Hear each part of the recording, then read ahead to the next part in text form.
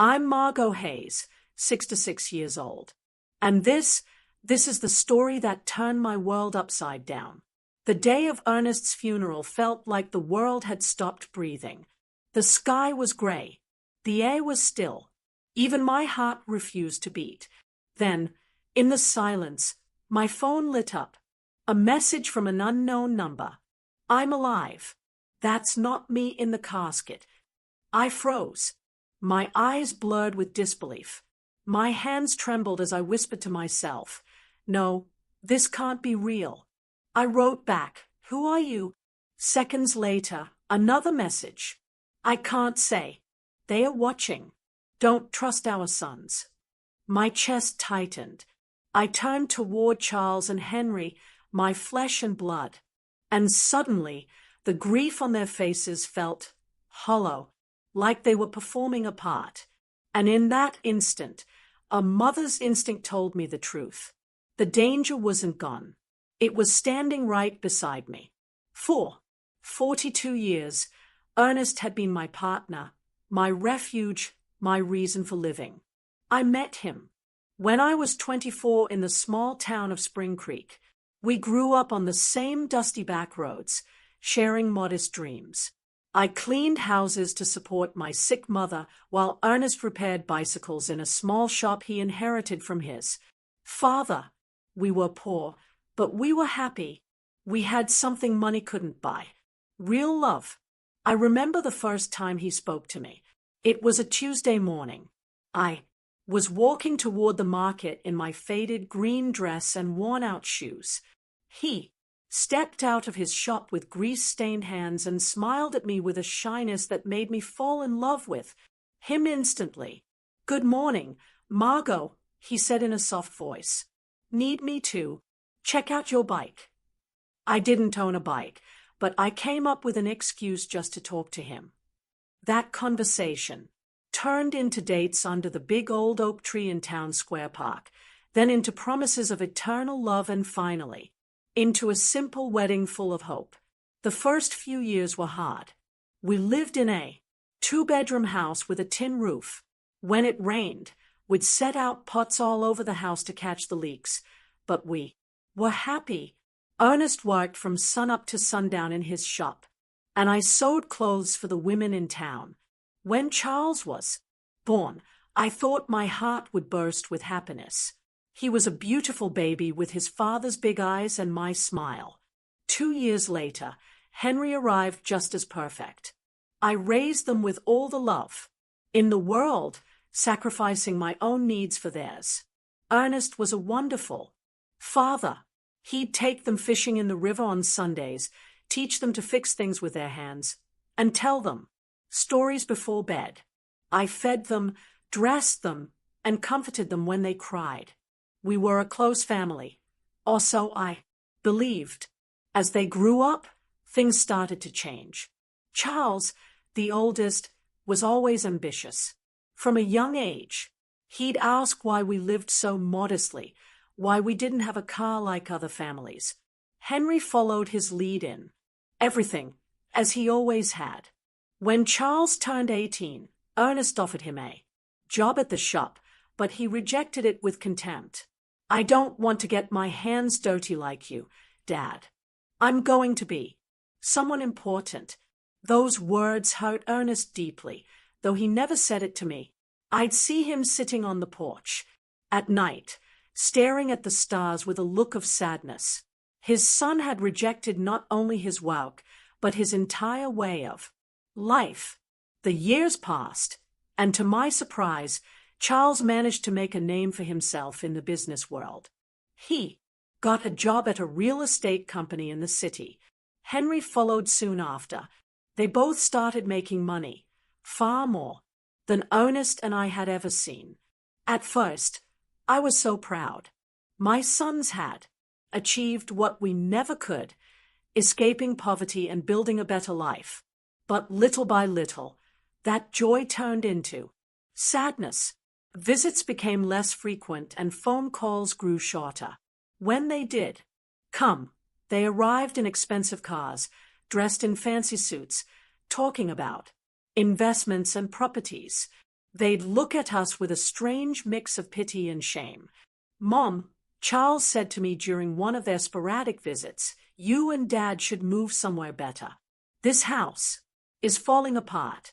He was right. But that house held all. Our memories. It was where we'd raised our sons, where we'd shared thousands of meals, where we'd grown old together. It wasn't fancy, but it was our home. Ernest, always wise, would tell me, "Marrow, money has changed our boys. We aren't enough for them anymore." I resisted believing it. I kept justifying their absences, their brief calls, their broken promises. They are busy building their lives. I tell myself someday they'll be the loving boys we raised again. But in my heart, I knew Ernest was right. We had lost our sons long before I lost my husband. I just didn't know to what extent we had become strangers to them. The most drastic change came when Charles married Jasmine Albright, a woman from the city who never hid her disdain for our simple lifestyle. The first time he brought her home, she arrived in high heels that sank into the dote of our porch and an elegant red dress that looked more expensive than everything I had ever owned. "Nice to meet you," she said with a forced smile, barely extending the tips of her fingers to greet me. Her eyes scanned our humble home with an expression I couldn't decipher, but that made me feel small. During dinner, Jasmine barely touched the food I had prepared with so much love. She moved the meatloaf around on her plate and cut tiny pieces of chicken, but she ate almost nothing. Charles seemed nervous, constantly apologizing for things he had never been ashamed of before. "Next time we'll take them out to a restaurant," he whispered to Jasmine, thinking I couldn't hear, but I heard him. Every word pierced my heart like a knife. Henry, for his part, remained single, but adopted the same distant attitude as his brother. His visits were limited to special occasions, and even then, he always seemed to be in a hurry to leave. He was constantly on his phone, closing deals, even during our conversations. "Mom, I have to go," he'd always say. Before it was time. "I have an important meeting early tomorrow." Family Sundays became a distant memory. Christmases grew cold and formal. My sons would bring expensive gifts we didn't need. They'd stay for 2 or 3 hours and then leave with evident relief. Ernest and I grew old alone, comforting each other. He continued to work in his shop, though his hands no longer had the same strength. I continued with my sewing, but my eyes weren't the same. We made do with our small income, proud not to ask for anything from our successful sons. "Do you know what the saddest part is, Margot?" Ernest said to me one night as we drank coffee on the porch. "It's not that they have money. It's that the money has made them believe we aren't important anymore." He was right as always. My sons hadn't just changed financially. They had changed in their hearts. We were no longer their beloved parents. We were an uncomfortable reminder of a past they wanted to forget. Things got worse when Charles bought a $200,000 house in an exclusive neighborhood in the city. Henry did the same soon after, investing in a luxury condo that cost $150,000. Suddenly, our sons were owners of fortunes we couldn't even imagine. "You should sell this house and move into a retirement community," Jasmine suggested during one of her rare visits. "There are some very nice places for people your age. You'd be more comfortable." The word community hit me like a slap. A retirement community. After 40 years of building our home, after raising these sons with so much love, they wanted to send us to a home. "We don't need a home," Ernest replied with the dignity that always characterized him. "We're fine here in our house." But I saw the expression on Charles and Henry's faces. They supported Jasmine's idea. To them, we were a burden, a problem to be solved in the most convenient way. It was then that the more direct suggestions began. Charles arrived one day with papers in his hand, documents he had prepared. Without consulting us.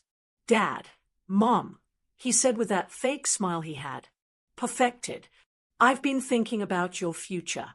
This house is worth at most $1,000. If you sell it, I can add some money so you can move somewhere better, a better place." To us, there was no place better than the home where we had been happy for decades. But Charles didn't understand that. For him, everything came down to numbers, to monetary value. Besides, he continued, "I think Dad should retire from the shop. He's already 70 years old. It's time to rest." Ernest looked at him with infinite sadness. "Son, working isn't a burden for me. It's what keeps me alive, what gives meaning to my days." "But you could get hurt," Henry insisted, backing up his brother, as he always did. "At your age, an accident would be very dangerous." There, words sounded caring, but I sensed something more behind them, an impatience, an urgency I couldn't fully grasp. The following months were tense. My sons increased the pressure for us to sell the house. They brought real estate agents without telling us. They had it appraised without our permission. They even began to talk about what would be best for everyone. "Look," Charles said to us during one particularly uncomfortable dinner, "Jasmine and I have decided to have kids soon. We'll need help with the expenses. If you sell the house and move to a smaller place, that money could be an early inheritance." An early inheritance? He was asking for our inheritance while we were still alive. The audacity of the request left me speechless. Nest remained calm, but I saw his jaw tense. "Son, when your mother and I die, everything we have will be yours. But while we're alive, our decisions are our own. Don't be stubborn." Henry cut in with a harshness I had never seen from him before. "You're old now. You can't keep living in the past." That night, after they left, Ernest and I stayed up talking until dawn.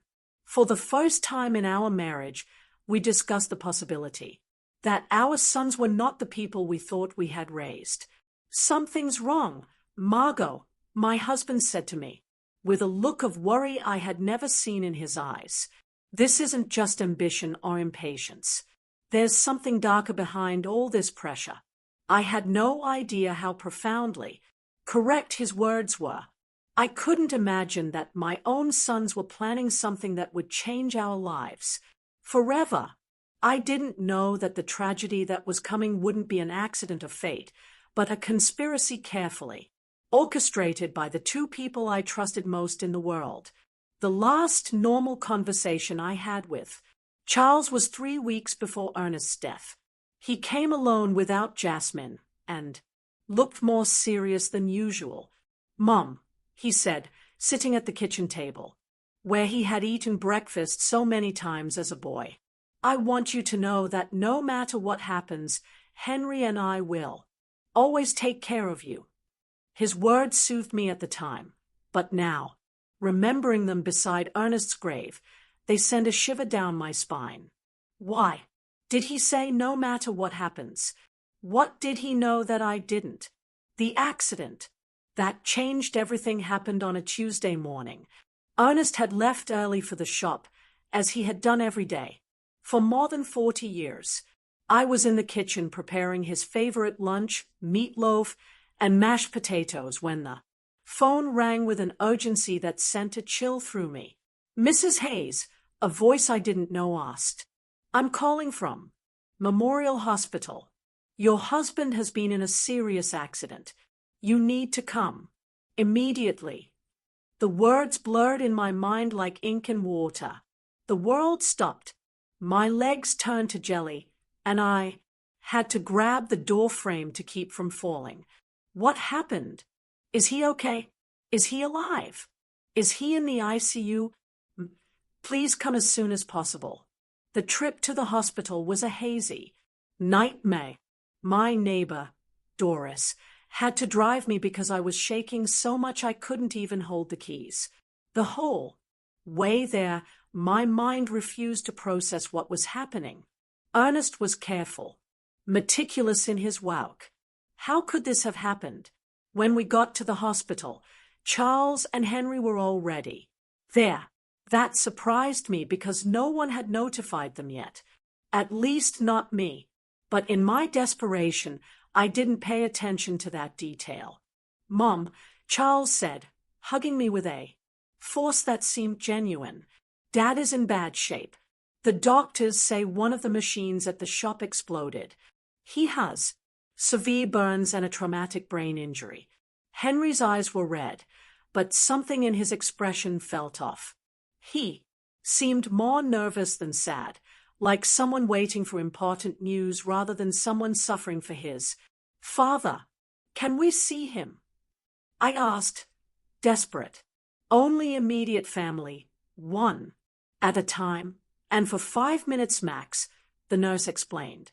When I entered that ICU room, my heart sank. Ernest was hooked up to a dozen machines with bandages, covering most of his face and arms. I barely recognized him. His breathing was labored, artificial, kept going by machines that beeped constantly. I walked up to his bed and took his hand, the only part of his body that seemed intact. "Ernest, my love, I'm here. Everything is going to be all right. You're going to recover just like you always do." For a moment, I felt a slight squeeze in my hand. His eyes moved behind his closed lids. He was fighting. My warrior was fighting to get back to me. The next 3 days were the longest of my life. I practically lived at the hospital, sleeping in the uncomfortable chairs in the waiting room. Charles and Henry took turns accompanying me, but they always seemed more interested in talking to the doctors than in comforting their father. I overheard fragmented conversations that I couldn't fully understand at the time. Henry asked about medical insurance, about the cost of treatment. Charles was on the phone talking about life insurance policies and beneficiaries. "Mom," Charles said to me on the second day, "we reviewed Dad's insurance. He has a life insurance policy for $50,000. There's also a workers' comp policy that could cover up to $75,000 more." Why was he talking to me about money when Ernest was still fighting for his life? Why was he worried about insurance instead of his father's recovery? "I don't care about the money," I responded harshly. "I just want your dad to get better." "Of course, Mom," he said, but I saw something in his eyes that I didn't like. A coldness, a calculator working. While his father lay dying, on the third day, the doctors gave us the most devastating news of my life. Dr. Patterson, an older man with a compassionate expression, gathered us in a small office. "Mrs. Hayes," he began softly, "your husband's condition is critical. The burns have become infected, and the head trauma is more severe than we initially thought. We have to be realistic about his chances." "What does that mean?" I asked, though my heart already knew the answer. "It means we need to prepare for the worst. Your husband is in an induced coma. We could keep him alive indefinitely, but his quality of life, well, it's highly unlikely he will ever regain consciousness." My world fell apart around me. 42 years of marriage, an entire life built together. And now they were telling me it was all fading away like smoke. "We want to try everything," I said through sobs. "No matter the cost, no matter how long it takes." But Charles exchanged a look with Henry that deeply unsettled me. "Mom," Charles said in a voice that tried to sound understanding, "we have to be practical. Dad wouldn't want to live like this. He always said he never wanted to be a burden on anyone." "A burden?" I exploded with a fury I didn't know I had. "He's your father. He's not a burden. He's the man who raised you, who worked his whole life to give you the best he could. We know, Mom, Henry chimed in. But we also have to think about you. The medical bills are going to be enormous.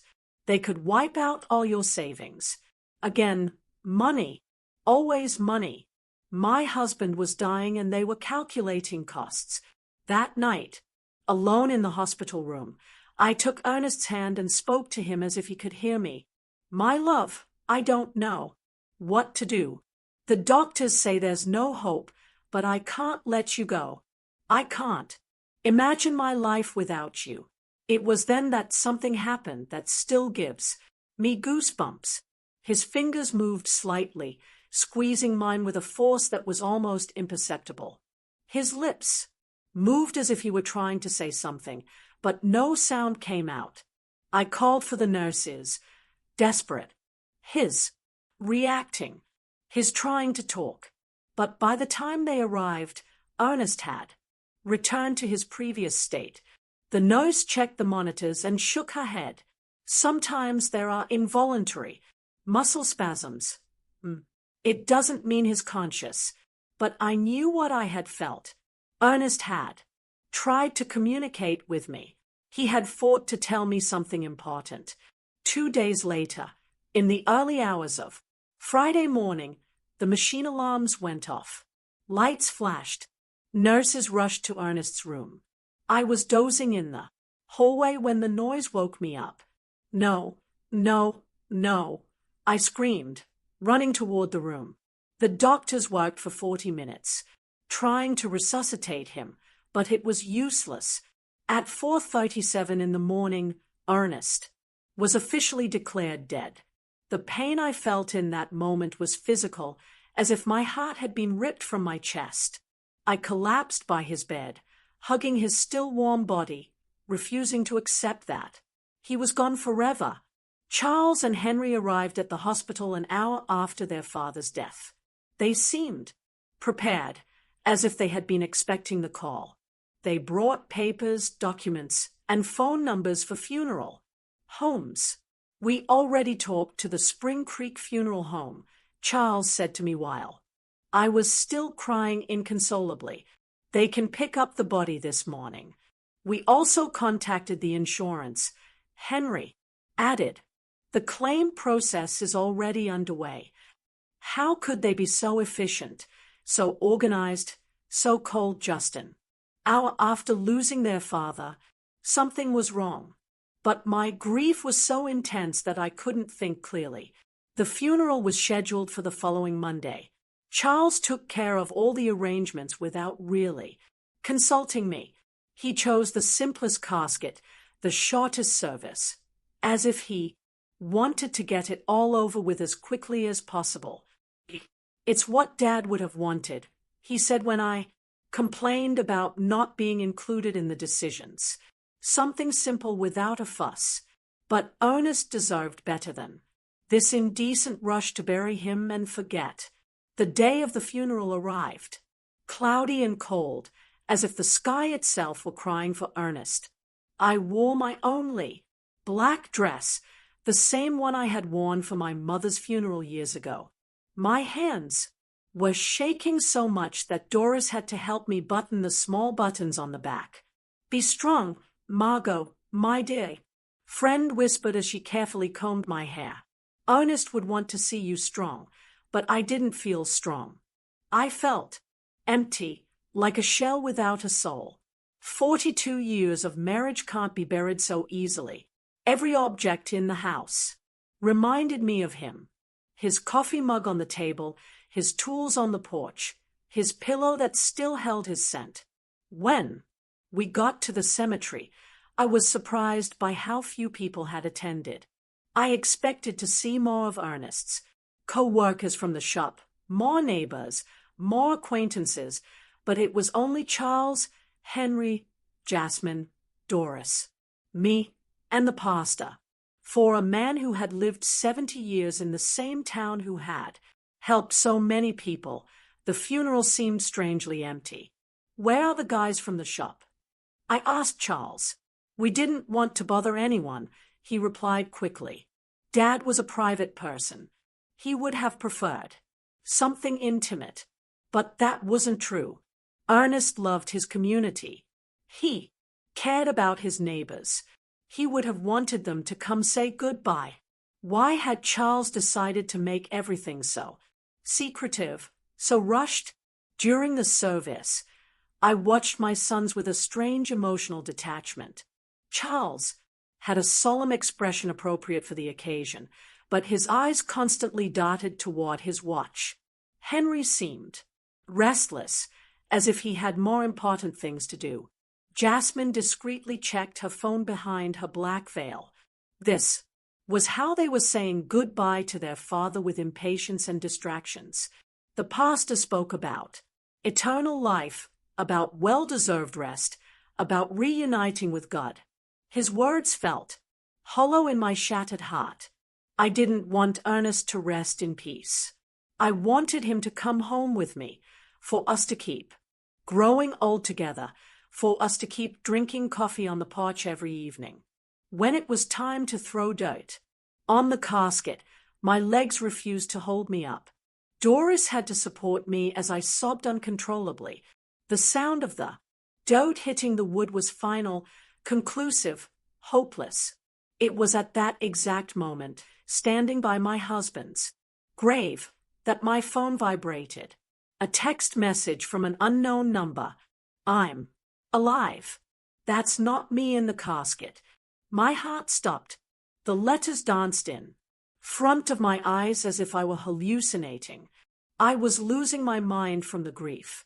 With trembling hands, I replied, "Who are you?" The answer came immediately. "I can't say. They are watching. Don't trust our sons." The phone fell from my hands as if it were burning. Doris bent down to pick it up, but I stopped her abruptly. I couldn't let anyone else see those messages. Not until I understood what was happening. "Are you okay, Mom?" Charles asked, approaching with a worried expression. I stared at him, trying to find some clue on his face. His eyes seemed sincere, but now every gesture, every word, every expression felt suspicious. "I'm fine," I lied, putting the phone in my purse. "I just need to go home." On the way back, I couldn't get those messages out of my head. Was it possible that someone was playing a cruel joke at the worst moment of my life? Or was there really a possibility that Ernest was alive? But if he was alive, who had we buried? And if he wasn't alive, who knew enough details about our lives to write something so specific about our sons? That night, alone in my house, which now felt like a tomb, I reviewed every detail of the last few days. Ernest's accident had been strange from the beginning. According to Charles, a machine had exploded in the shop, but Ernest knew every screw and wire in that place. He was meticulous about maintenance, obsessive about safety. Plus, how had my sons gotten to the hospital so quickly if no one had notified them? The hospital had called me first. I was the emergency contact. How did they know about the accident before I did? And then there was the money. From day one, Charles and Henry had talked about insurance policies and beneficiaries as if they had been waiting for this moment, preparing for it. I decided to check Ernest's papers. In his old wooden desk, he kept all his important documents in a metal box. Insurance policies, the deed to the house, shop documents, everything was there. I found the $50,000 life insurance policy that Charles had mentioned, but there was something I didn't remember. The policy had been updated just 6 months earlier, increasing the coverage from $5,000 to $50,000. Why had Ernest increased his life insurance? He had never mentioned that. Changed to me, and more importantly, who had suggested he do it? I kept looking, and found something even more disturbing. A workers' comp policy that I didn't know about, purchased just 2 months before his death. $5,000 in case of accidental death on the job. $15,000. In total. A fortune for a family like ours, but also a fortune tempting enough for someone without scruples. My phone vibrated again. Another message from the same unknown number. Check the bank account. See who's been moving money. This time, I didn't hesitate. This person, whoever they were, knew too much to be a prankster. They knew about the insurance. They knew about my sons. They knew details that only someone very close to us could know. The next day, I went to the bank where Ernest and I had kept our account for 30 years. Mrs. Thompson, the manager who had known us forever, greeted me with sincere condolences. "Margot, I'm so sorry about Ernest. He was a good man." "Thank you, Mrs. Thompson. I came to check our accounts.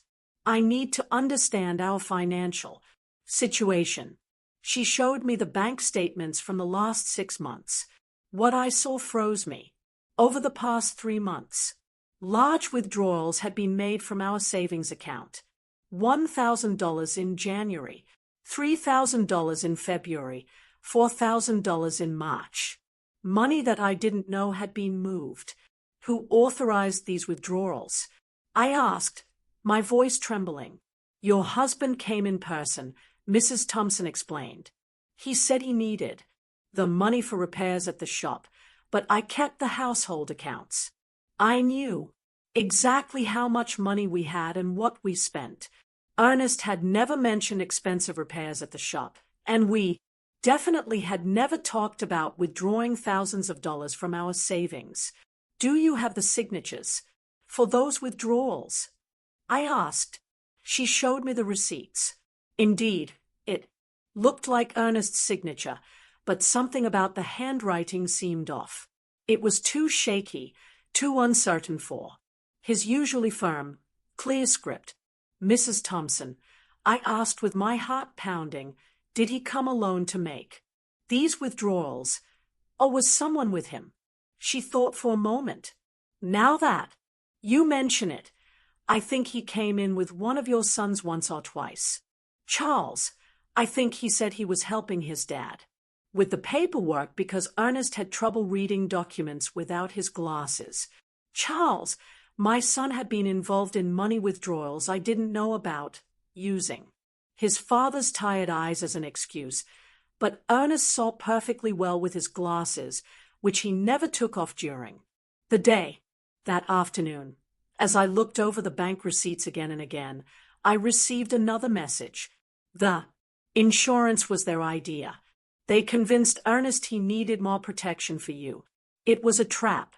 I could no longer deny the evidence piling up in front of me, the mysteriously increased insurance policies, the unauthorized money withdrawals, Charles' presence in transactions I knew nothing about, his suspicious efficiency in organizing the funeral, his coldness during his father's agony.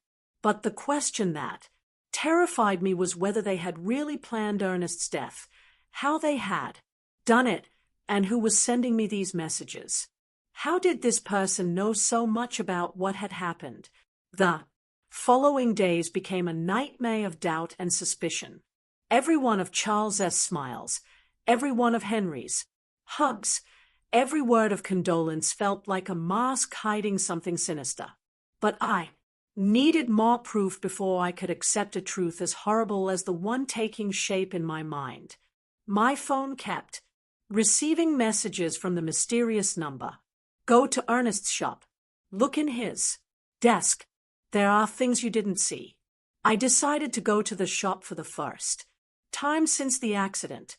Charles had said a machine had exploded, but when I got there, I found something completely different from what I expected. The shop was strangely clean, too clean to have been the scene of an explosion. There were no burn marks on the walls, no debris, no signs of the destruction that such a serious accident should have caused. "Where is the machine that exploded?" I asked out loud. I looked all over the shop and found every machine in its place working perfectly. The welder, the compressor, the electric saw, all were intact. What then had been the cause of the accident? In Ernest's desk, I found something that sent a chill through me. A note written in his handwriting dated 3 days before his death. Charles insists I need more insurance. He says it's for Margot, but something doesn't feel right. I don't trust his intentions. Below that note was another. Henry brought me some papers to sign. He says they are to modernize the shop, but I don't understand what it's about. Why all the hurry? My husband had had suspicions. He had intuited the evil intentions of our sons, but he had died before he could tell me. I kept searching and found an envelope sealed with my name on it. I opened it with trembling hands. It was a letter from Ernest. My dearest Margot, if you are reading this, it means something has happened to me. In recent months, I've noticed strange changes in Charles and Henry. They are too interested in our money, in the insurance, in us selling the house. Jasmine is putting a lot of pressure on them. Yesterday, Charles told me I should be more concerned about my safety, because at my age, any accident could be fatal. I don't know why, but those words sounded like a threat. I love you, Margot. If something happens to me, don't trust anyone blindly, not even our sons. The letter fell from my hands. Ernest had sensed his own death. He had seen the signs that I, blinded by maternal love, had ignored. That night, Charles came to visit me. He arrived with a bottle of wine and a smile that now seemed completely fake. Mom, I've been thinking about your future, he said, pouring himself a glass without asking if I wanted one. The insurance money. It's already in process. It'll be $15,000. How do you know the exact amount? I asked, feigning innocence. Well, I helped Dad with the insurance paperwork. He wanted to make sure you had enough money to live comfortably. A lie. Ernest had never wanted to increase the insurance. According to his own note, he had been pressured by Charles. And what do you think I should do with that money? I asked, carefully watching his reaction. His eyes lit up with a glint that gave me a chill. You could buy a smaller, cozier house. Or, even better, move into a nice retirement community where you'd have company and medical care. Henry and I could manage your money to make it go further. Manage my money. We just want to take care of you, Mom. At your age, it's easy to get scammed or make bad financial decisions. We know about investments, about business. We could triple that amount in a few years. Triple my money or make it disappear into their own pockets. Let me think about it, I said, trying to buy time. Of course, Jasmine said with her fake sweetness, but not too long. For your own good.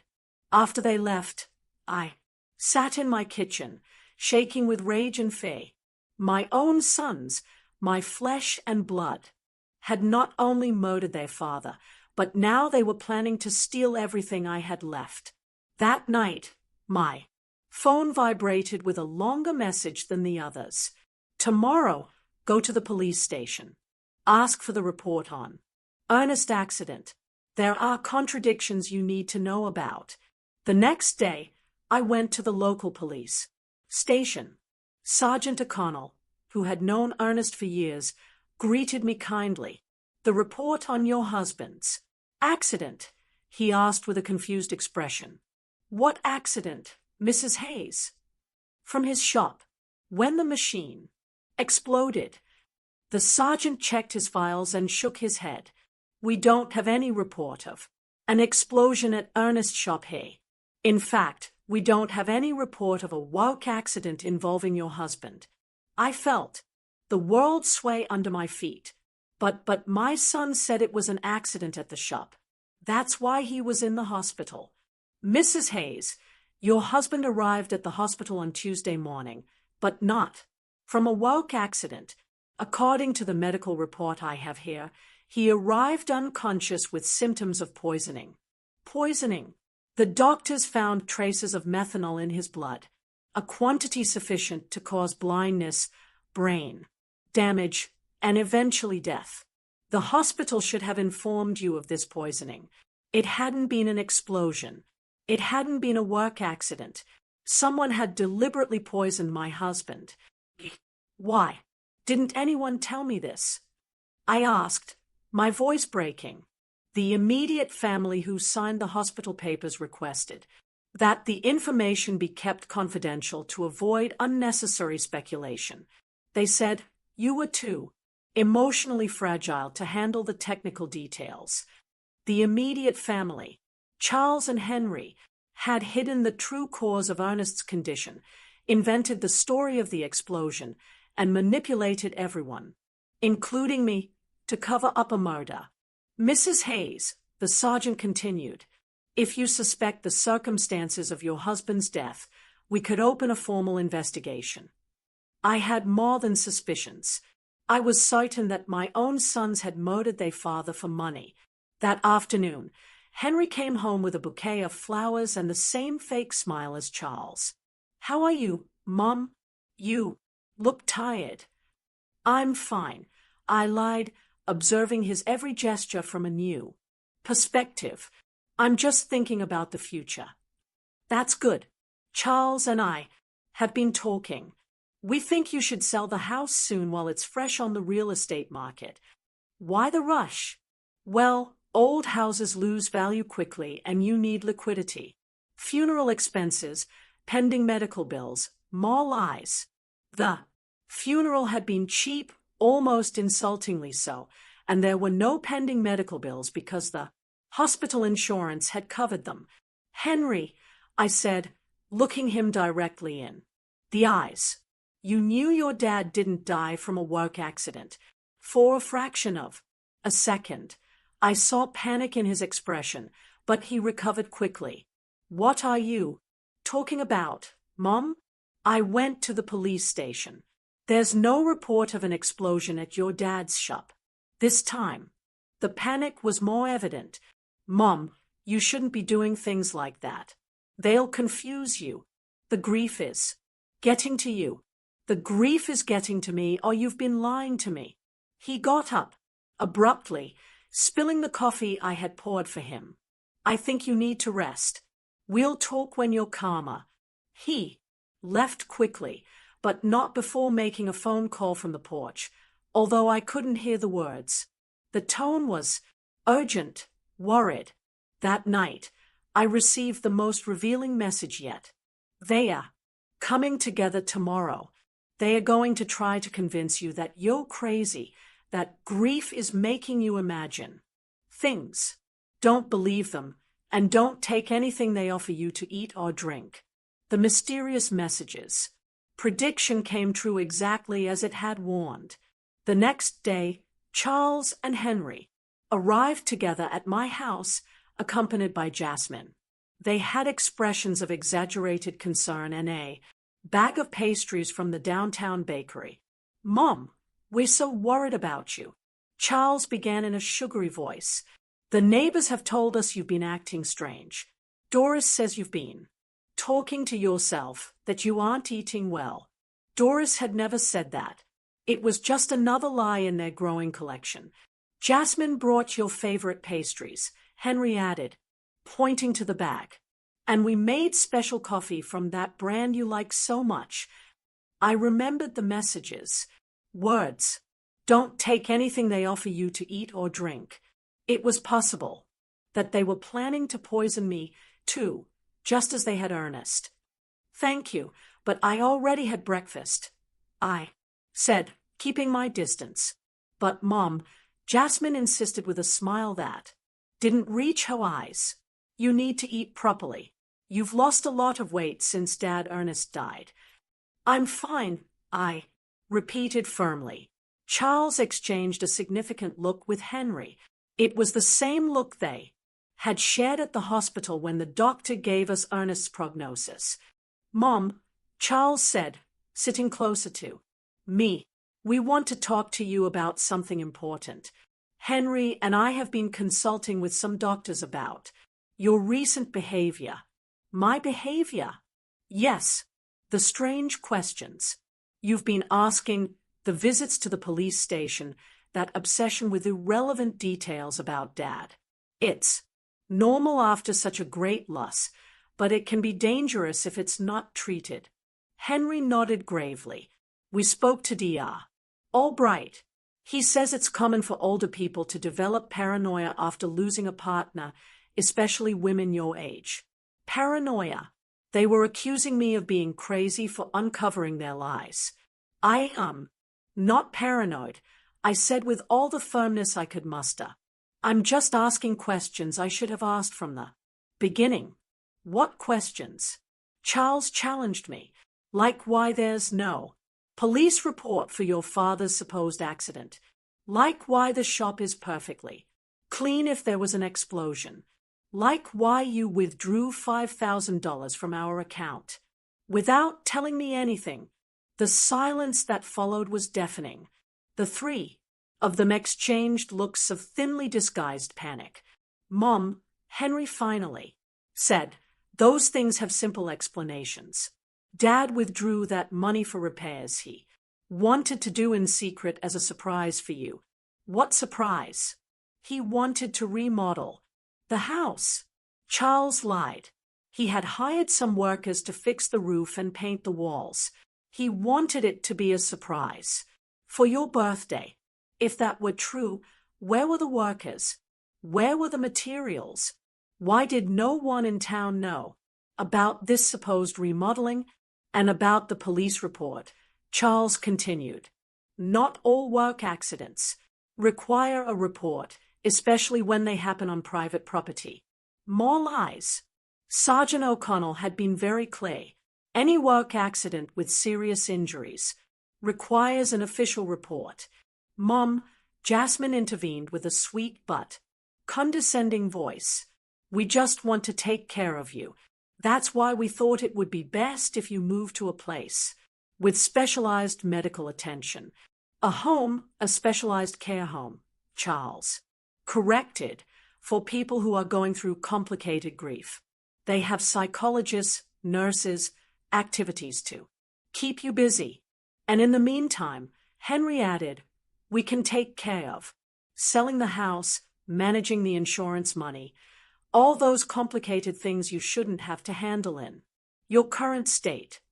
There it was, the complete plan.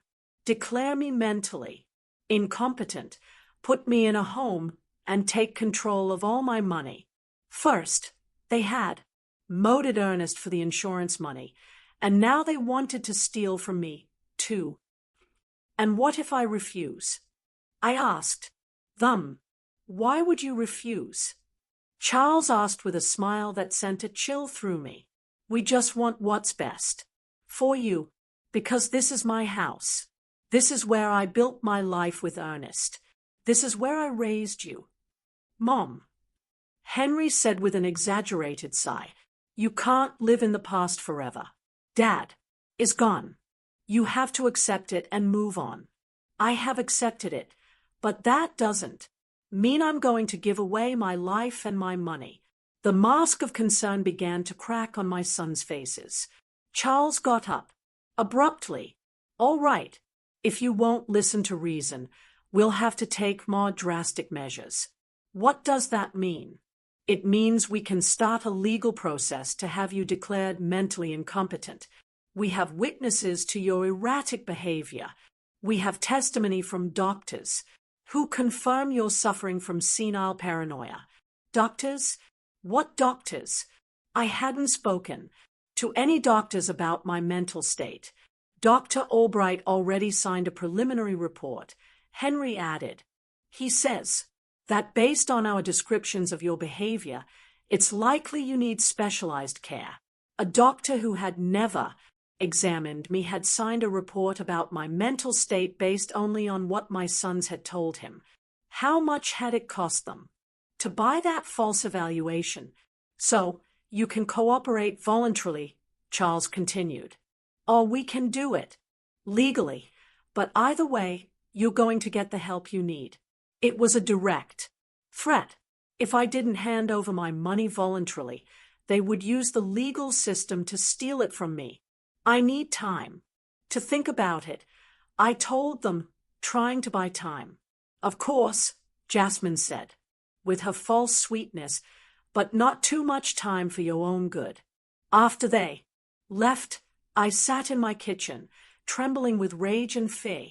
My own sons, the blood of my blood, had not only murdered their father, but now they were planning to steal everything I had left. That night, my phone vibrated with a message longer than the others.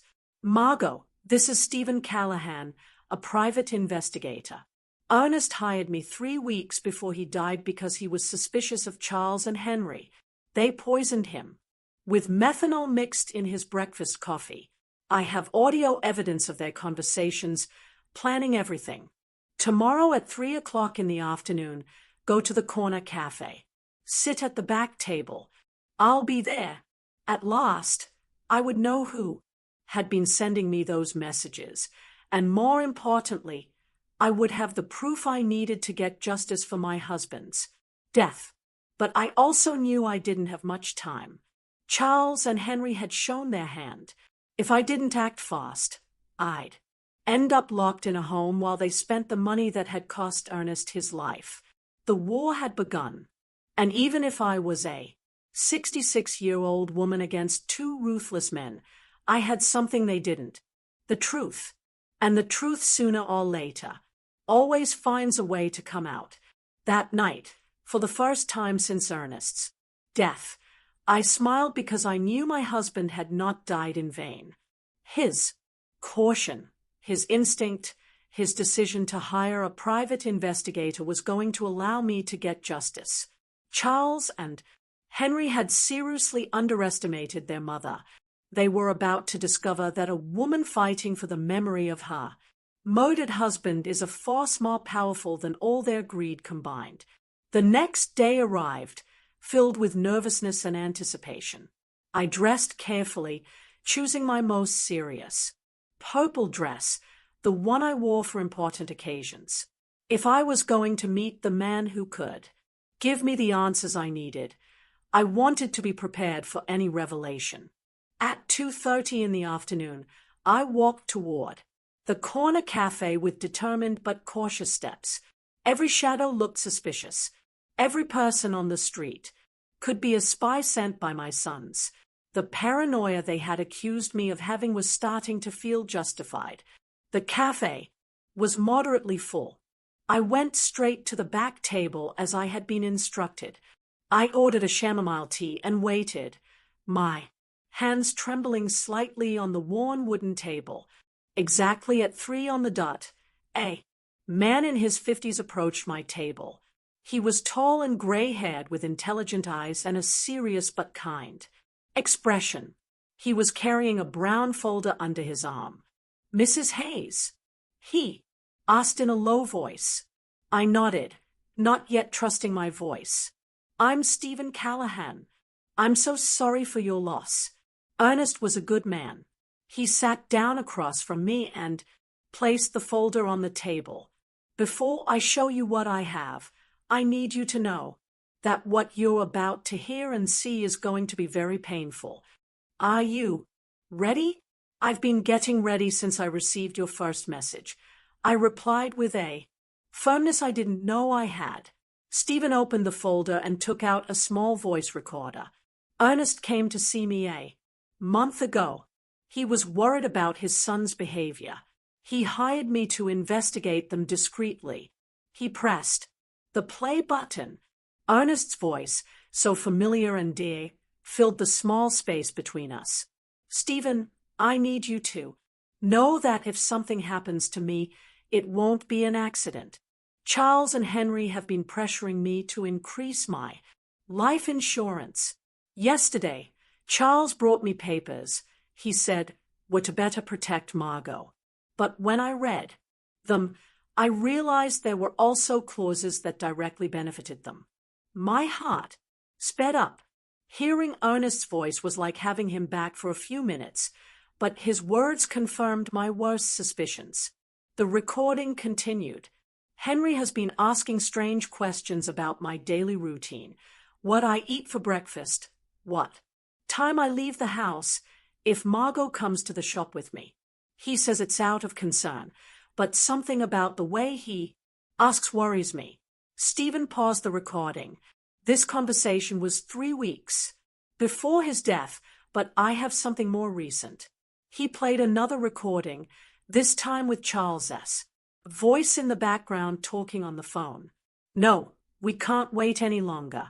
The old man is starting to get suspicious. Yesterday, he asked me why I was so interested in his insurance. Yes, I already have the methanol. It works perfectly because the symptoms look like a heart attack or a stroke. No, Mom won't be a problem. After Dad dies, she'll be so devastated that we can do whatever we want with her. Tears began to roll down my cheeks. It was the voice of my son, my own son, coldly planning his father's murder. There's more, Stephen said softly. This recording is from the day before Ernest's death. A new recording began. This time it was Henry talking to someone. Everything's ready. Tomorrow, Charles is going to put the methanol in Dad's coffee. We told him it was a special vitamin supplement a doctor recommended. The idiot is going to drink it without suspecting a thing. The symptoms, it'll start with dizziness and confusion, then loss of sight, convulsions, coma. The doctors will think it's a stroke or a heart attack. By the time they realize it's poisoning, it'll be too late. My world completely collapsed. Not only had they planned Ernest's murder, but they had executed it with a coldness that terrified me. How was it possible that my sons, the babies I had nursed, the boys I had comforted through their nightmares, were capable of something so monstrous? How did you get these recordings? I asked through my sobs. Ernest had asked me to put listening devices in your house, Stephen explained. He was afraid, but he didn't know exactly what of. We placed them on the home phone and in some other strategic spots. He took out a series of photographs from the folder. I also have this Charles buying methanol at a hardware store 30 m from town. He paid with cash and used a fake name, but I have it on video. The photographs clearly showed Charles leaving a hardware store with a small bottle in his hands. The date on the photos was 5 days before Ernest's death.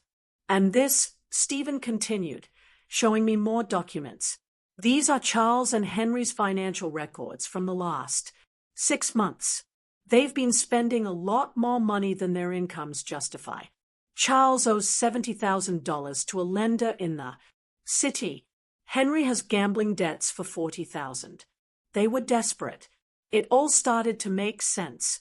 It wasn't just greed that had motivated Ernest's murder.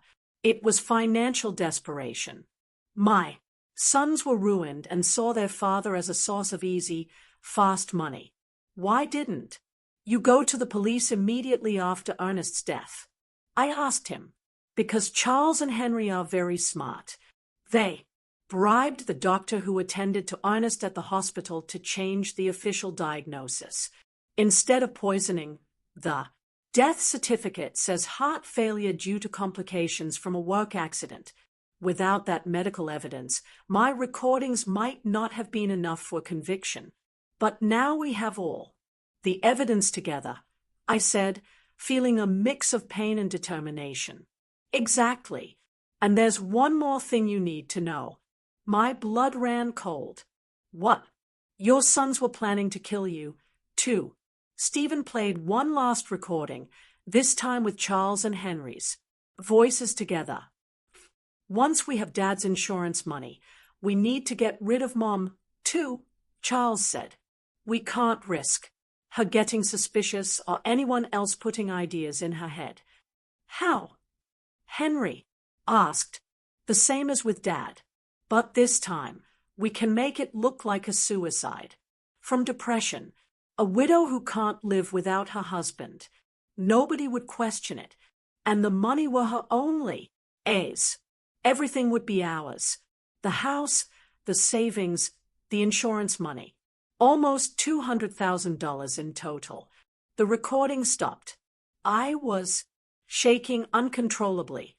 My sons had not only murdered their father, but they were planning to murder me as well. All for money. Mrs. Pays, Stephen said gently, I know this is devastating, but we have enough evidence to make them pay for what they did. What do we do now? I asked, wiping my tears. Feist, we need to go to the police with all this evidence. Sergeant O'Connell is an honest man. He's not involved in the corruption. Second, we need to act fast. Your sons are planning to have you declared mentally incompetent tomorrow.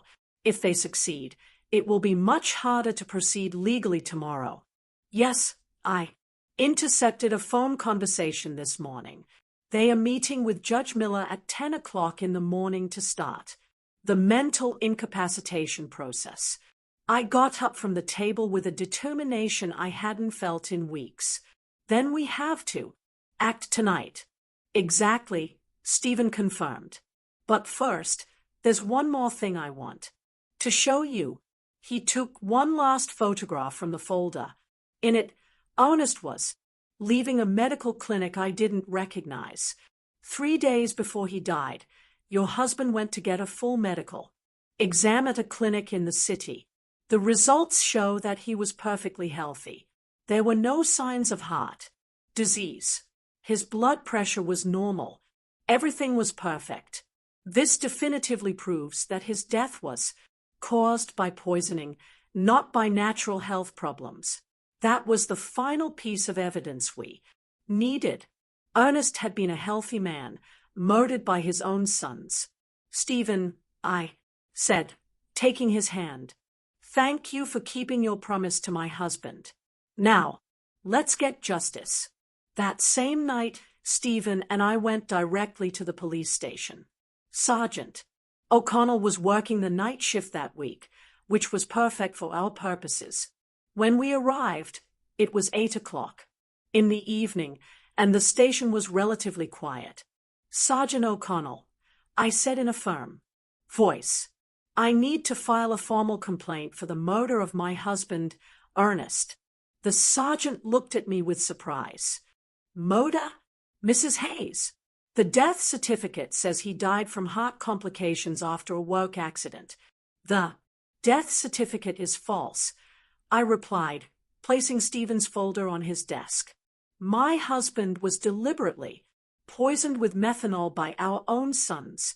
For the next 2 hours, Stephen and I presented all the evidence, the audio recordings, the photographs of Charles buying methanol, the bank documents showing the unauthorized withdrawals, Ernest's medical results proving his perfect health, and finally, the recorded conversations where my sons confessed to both their father's murder and their plans to kill me. Sergeant O'Connell listened to each recording with an increasingly serious expression. When we finished, he leaned back in his chair and shook his head in disbelief. This is monstrous, he murmured. Are you sure you want to go through with this, Mrs. Hayes? Once we arrest your sons, there's no turning back. Sergeant, I replied with all the dignity I could muster. Those men murdered my husband in cold blood for money. They were planning to murder me, too. They are no longer my sons. They are criminals who must pay for their crimes. We'll need the medical examiner to exhume Ernest's body to confirm the presence of methanol, the sergeant explained. Are you prepared for that? Do whatever is necessary, I replied without hesitation. Sergeant O'Connell immediately called the district attorney. Despite the late hour, the seriousness of the case led the DA to come to the station personally. After reviewing all the evidence, he immediately authorized arrest warrants for Charles and Henry. We'll proceed at dawn, the DA explained to us. We need to make sure we have all the evidence before they can destroy any additional proof. Stephen walked me home that night. Are you sure you'll be okay alone? He asked with concern. I'll be fine, I replied. After everything I've discovered, I'm no longer afraid. I have justice on my side. I couldn't sleep that night. I stayed up, sitting in the kitchen looking at the photographs of Ernest we had on the walls. For the first time since his death, I didn't feel only pain. I felt a strange mix of sadness and satisfaction, knowing that justice for his murder was coming soon. At 6 o'clock in the morning, my phone rang. It was Charles. Mom, you need to come to Henry's house right away. Something terrible has happened. What happened? I asked, finding concern. It's better if I explain it in person. Please come quickly. I knew it was a trap. After hearing the recordings the night before, I knew they were planning to move up their plans to get rid of me. But I also knew the police were already on their way to arrest them. I'm on my way. I lied. Instead of going to Henry's house, I stayed in my kitchen waiting. At 7:30 in the morning, I saw from my window as several police cars headed toward my son's houses in different directions. My phone rang repeatedly for the next hour. First Charles, then Henry, both with increasingly desperate voices asking where I was, but I didn't answer any calls. At 9 in the morning, Sergeant O'Connell knocked on my door. Mrs. Hayes, we've arrested Charles and Henry. They are in police custody, charged with first-degree murder and conspiracy to commit murder. I felt my legs tremble, but this time it wasn't from fear. It was from relief. How did they react? I asked. Charles denied everything at first, but when we played the recordings for him, he collapsed. Henry tried to escape through the back window of his house. We had to chase him for 6 blocks. That afternoon, Jasmine came to see me. She arrived sobbing, pleading, completely different from the cold, calculating woman I had known. Mrs. Hayes, please, you have to drop the charges against Charles. He's not bad. He was just desperate because of his debts. This is my fault, too. I pressured him a lot to find money. I looked at her without a trace of compassion. Jasmine, your husband poisoned my husband. He was planning to murder me, too. There is no explanation or justification for that. But we, family, she screamed in desperation. Think about what this is going to do to the family. The family died the day you decided to kill Ernest for money. I replied coldly. Now, please leave my house. 3 days later, the exhumation of Ernest's body was carried out. The lab results confirmed exactly what Stephen had discovered.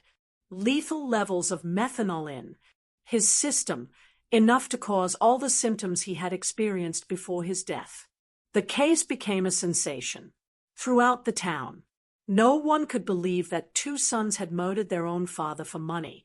The local newspapers called it the cruelest crime of the decade. Over the following weeks, more details came to light during the investigation. Charles really owed $7,000 to illegal lenders who had started threatening him with violence. Henry had lost $5,000 in underground gambling dens and was also facing threats.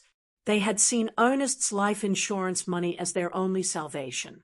But their greed had led them to increase the policies so dramatically that it had aroused their own father's suspicion.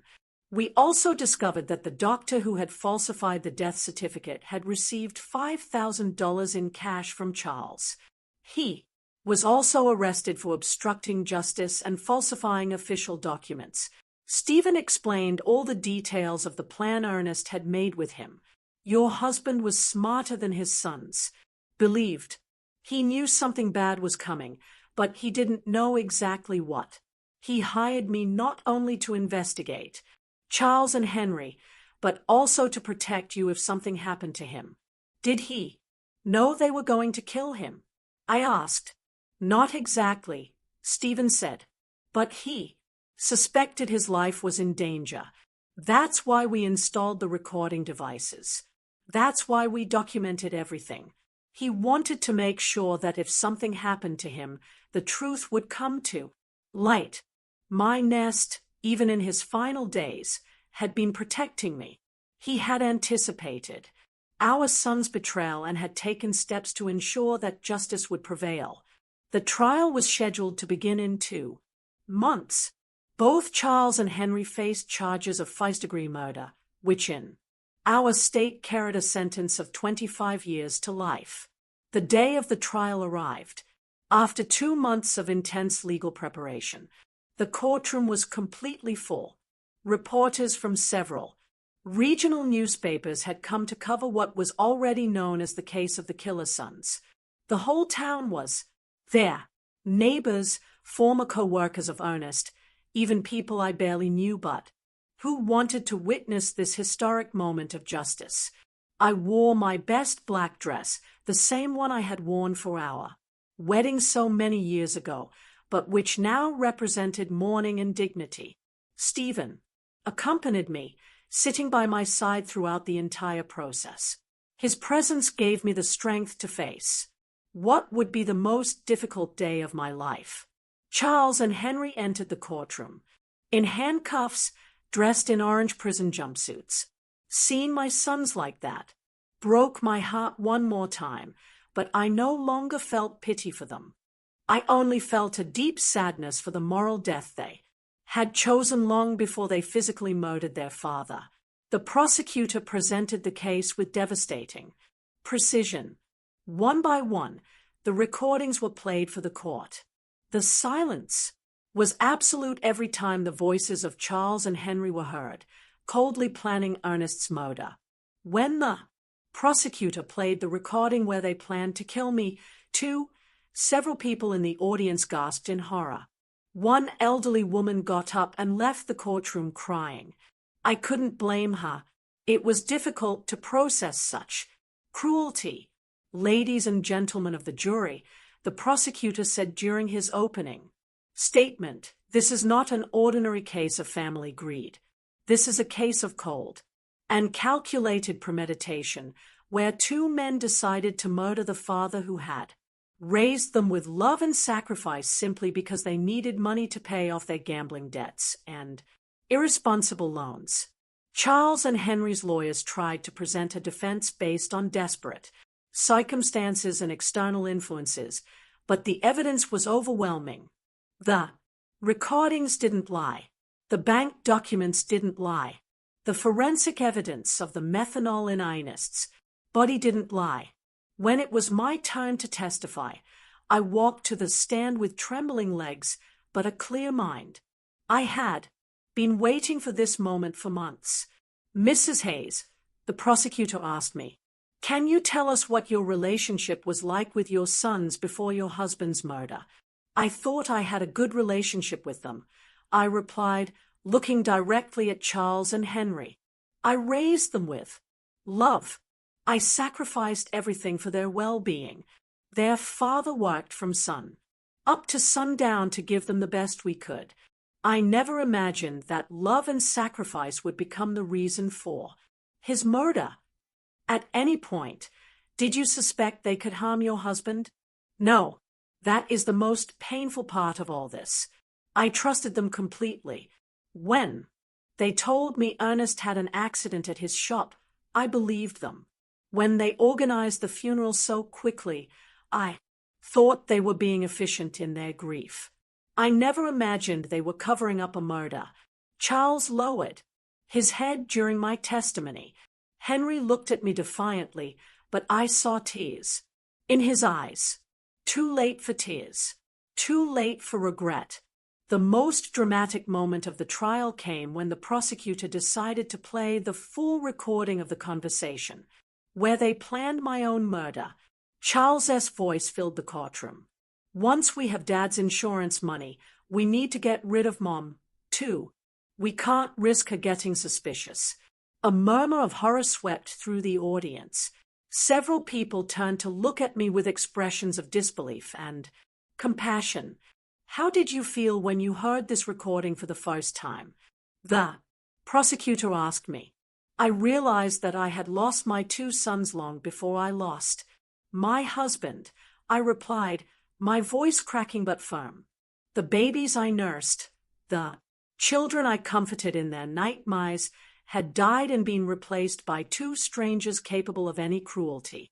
For money, the defense tried to cross-examine me, suggesting that maybe I had misinterpreted my son's intentions, that maybe the grief had made me exaggerate the evidence, but the recordings spoke for themselves. Stephen also testified, explaining in detail how Ernest had hired him because he was afraid of his own sons. He described every step of the investigation, every piece of evidence collected, every recorded moment that revealed the truth. The medical examiner presented the results of the exhumation, confirming the lethal presence of methanol in Ernest's body. He explained how this poison acts slowly, causing exactly the symptoms my husband had experienced before he died. After 3 days of devastating testimony, the closing arguments arrived. The prosecutor was crushing. Charles and Henry are not victims of circumstances. They are predators who saw their own parents as financial obstacles that had to be eliminated. They planned, executed, and covered up Ernest's murder, and were planning to do the same to Margot. They don't deserve compassion. They deserve justice. The jury deliberated for 6 hours. When they returned, the silence in the courtroom was absolute. I could hear the beating of my own heart as the judge read the verdict. In the case of the state versus Charles Hayes and Henry Hayes on the charge of first-degree murder of Ernest Hayes, we find the defendants guilty. The courtroom erupted in murmurs and exclamations. Charles collapsed in his chair, finally comprehending the magnitude of what he had done. Henry remained rigid, staring straight ahead with no expression. On the charge of conspiracy to commit murder against Margot Hayes, we find the defendants guilty. The judge proceeded immediately to the sentencing.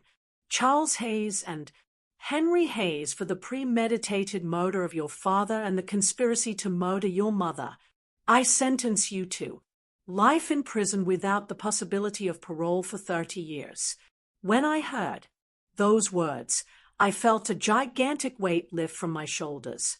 Justice. Finally, there was justice for Ernest. After the trial, many people came up to hug me and express their support. Doris cried with me, not from sadness, but from relief. Margot, Ernest can rest in peace now, she whispered to me. That night, I returned to my house, which now felt different. It was no longer a place of pain and betrayal. It was my home. Again, the place where Ernest and I had been happy for 42 years. Stephen came to visit me a week after the trial. How do you feel? He asked me. At peace, I answered honestly. For the first time since Ernest's death, I sleep soundly. I know he is resting because his death did not go unpunished. And the money, the insurance, the savings. I donated the life insurance money to a foundation for victims of family crimes. I explained. That money was stained with blood. I could never have used it. My personal savings are enough to live modestly for the rest of my days. 6 months after the trial, I received a letter in prison mail. It was from Charles. Mom, I know I don't deserve your forgiveness, but I need you to know that I regret everything. The money, the debts, the desperation. They blinded us. We lost all humanity. Henry and I destroyed the most loving family in the world for $5,000 that we didn't even get to enjoy. Tomorrow, I will commit suicide in my cell. I can't live with what we did. Take care, Mom. Tell Dad we're sorry we were such bad sons. I didn't arrive in time to prevent his suicide.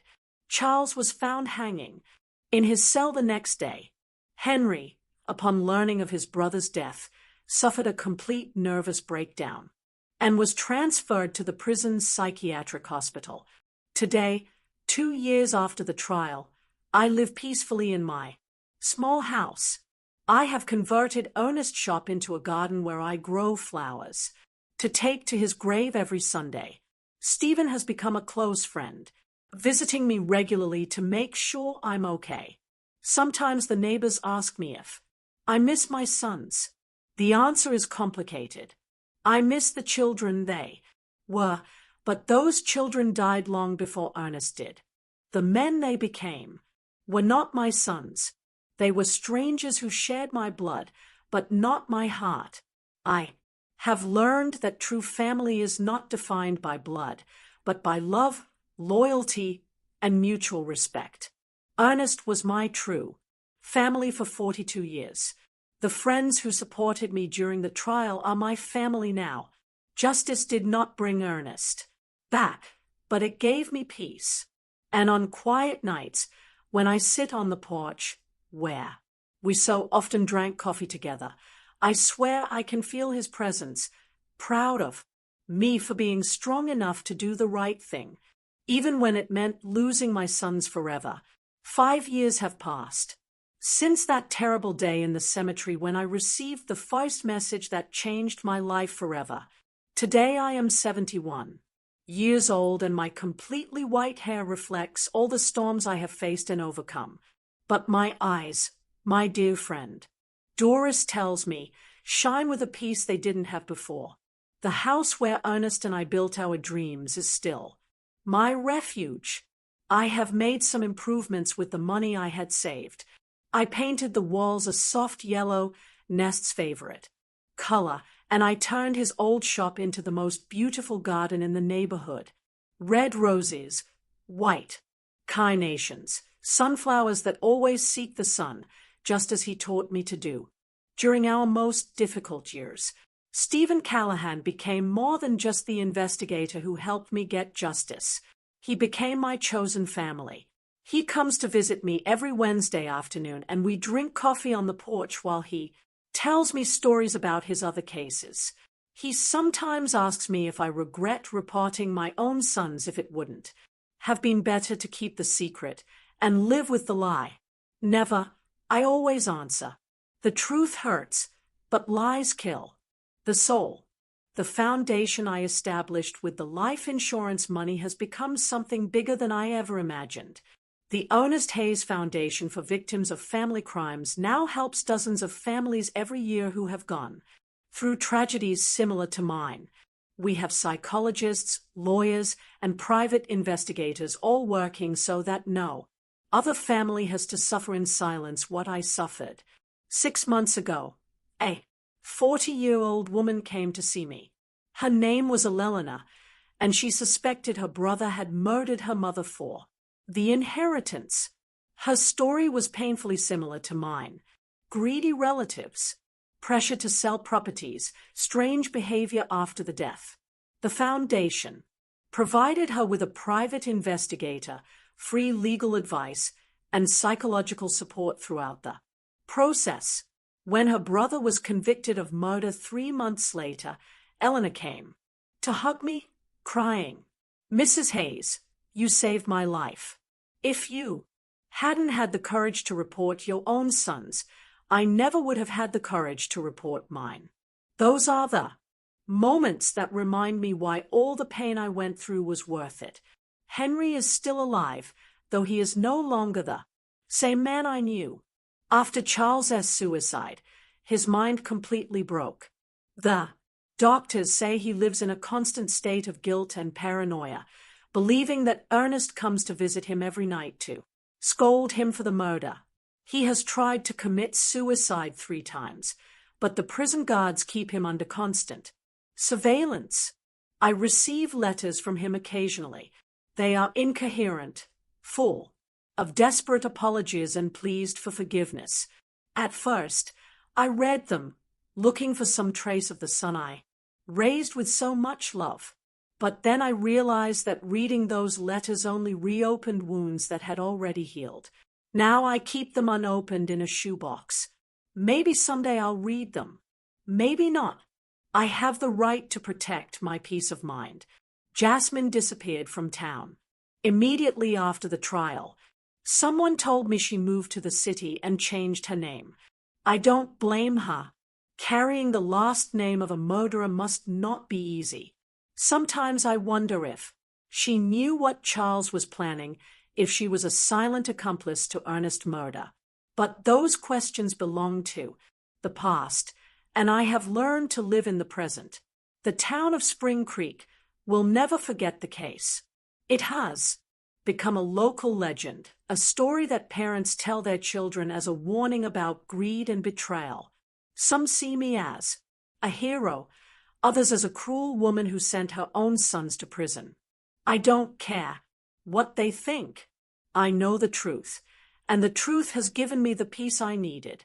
My health remains surprisingly good for my age. The doctor says it's because I was finally able to free myself from the stress and sadness I was carrying. The body heals when the heart finds peace, he explained during my last checkup. Sunday mornings are my favorite. I cut fresh flowers from my garden and walk to the cemetery to visit Ernest's grave. His headstone now has an inscription that I had engraved. After the trial, Ernest Hayes, beloved husband, betrayed father, honorable man. His love was stronger than his death.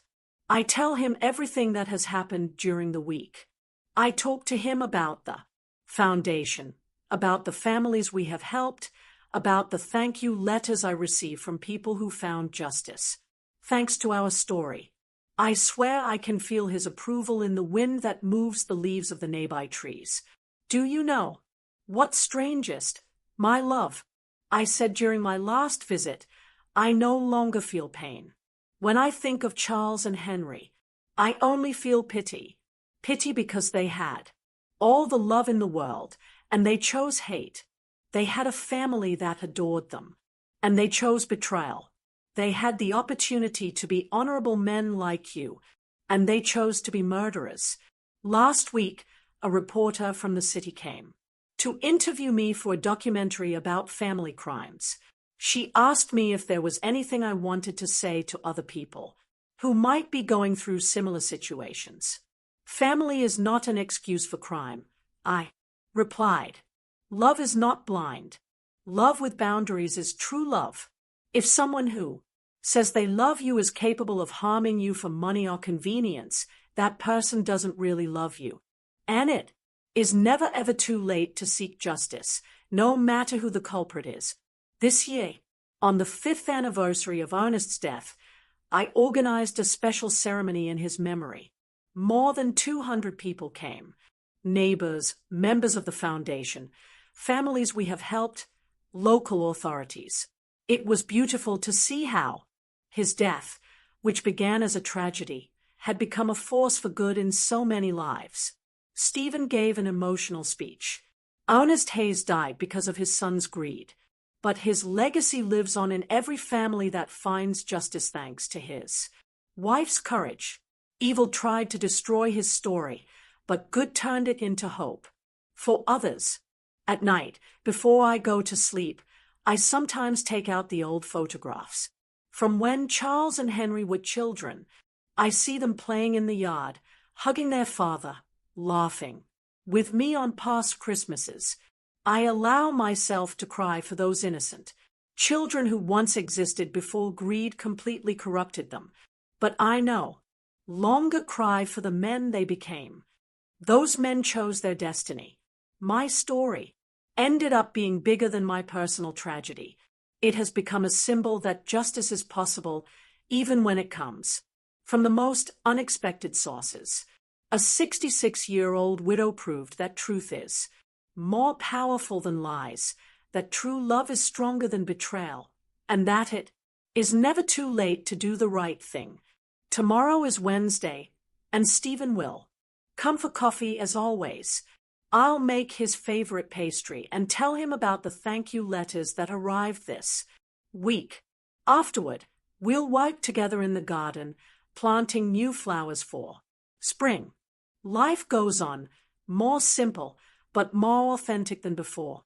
I have learned that true family is not about shared blood, but about shared values, mutual respect, and a love that never turns into harm. Ernest, my love, I hope the heavens told you I kept my word. The truth was found, justice was done, and through it all, your memory guided me home. Your death was not an ending, it was the beginning of courage. Did this story reach your heart? Tell me where you're listening from. I read every comment with love. If you'd like to support these stories, your super thanks means more than you know. Don't forget to subscribe and stay with me for the next hidden feeling. With love, always.